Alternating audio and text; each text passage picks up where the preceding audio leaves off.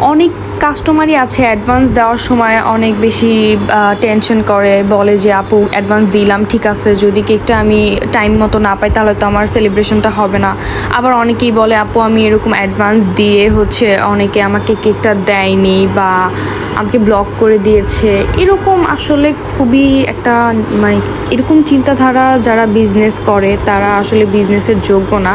যারা কাস্টমারদের সাথে এরকম করে, এরকম ঠকিয়ে টাকা নিয়ে ব্যবসা করে, তাহলে তাদের ব্যবসা বেশি দিন টিকবে না। এসব পেজগুলো এই কাজগুলো করে থাকে সেগুলো খুবই খারাপ করে, কারণ তারা কাস্টমারদের তো বিশ্বাস ভাঙে, সাথে কাস্টমার যে অন্য কোনো পেজ থেকে কেক নিবে তখনও তাদের বিশ্বাসটা উঠে যায় যে এই কেকের পেজ থেকে যেই কাজটা হয়েছে অন্য পেজে যদি আমার সাথে সেম কাজটা করে। এটার জন্য আমাদেরকেও খুব সাফার করতে হয়। যেমন এই যে অ্যাডভান্স নেওয়ার সময় তারা বলে থাকে যে আমি অ্যাডভান্স এখন দিব না, আমি ক্যাশ অন ডেলিভারি করব, যেটা